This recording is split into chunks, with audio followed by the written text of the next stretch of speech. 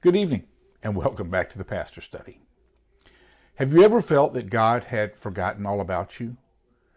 Maybe you didn't phrase it that way, and maybe you didn't reach out and shake your fist at the heavens and ask God, where was he when you needed him? But the reality is, if you thought that, you are not alone. Most of us at one time or another have experienced a crisis in our lives and have wondered how God let us get to that point. Now, let's be real honest.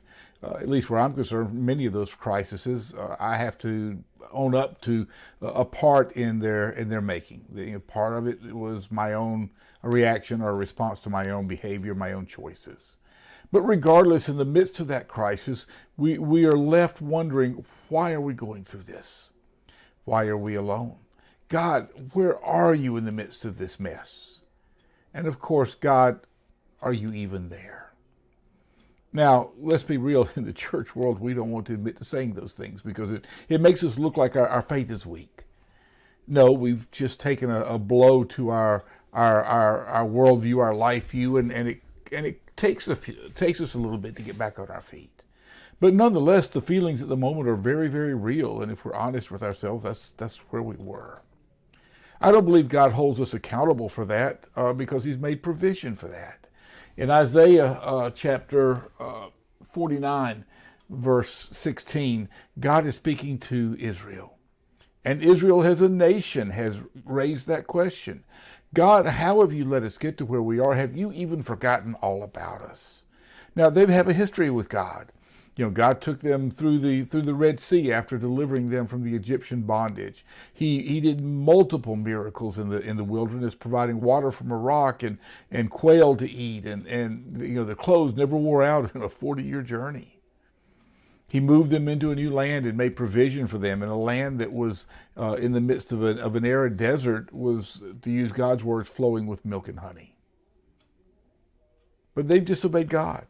And he warned them time after time that if they disobeyed him, they would lose what they had. They would be cursed rather than blessed. And now they're seeing that. And they're asking God, where are you? Have you forgotten all about us? And in Isaiah 49, verse 15, he says, oh no, I have not forgotten about you. In fact, see, I have your name engraved in the palm of my hand. Today's world, we would say, I've tattooed your name somewhere on my body. Now think about that. For God to have done that, then Israel's name must have passed through his lips when he said, this is what I'm going to do. Let's make it personal. I believe we could put ourselves in the same place that Israel was, and God would speak to us if we were to ask him the same question and say, oh no, I have not forgotten you. I will never forget you. In fact, he goes on to make the comparison to a mother and her child. Said, will their mother ever forget her child? Even mothers who lose their children. My mother had a baby die at the age of 10 days. And my mom, to the day of her death, never forgot that child. There's something inborn in a parent, a love and a hunger for their child that when they lose them, if they lose a child, they never seem to get over it. And God says, I have never forgotten you. I will never get over you. And see, I've even tattooed your name in my hand so that I won't forget you.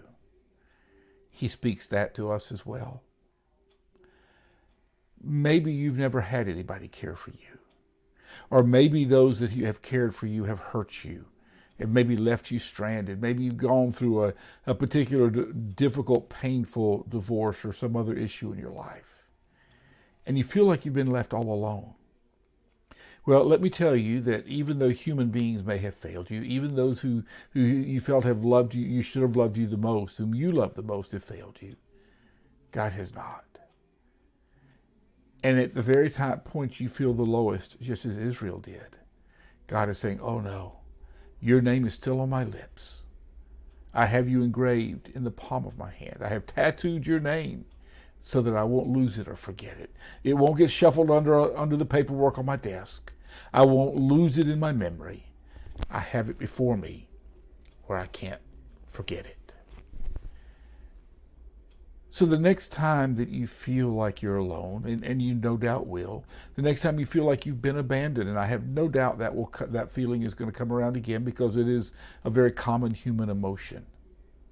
Remember, you have not been abandoned by the one who loves you the most, the one who died on the cross for you, the one who gave his son to die on the cross for you, loves you so very much that he engraved your name, he tattooed your name on the palms of his hands so that he never would be able to forget you.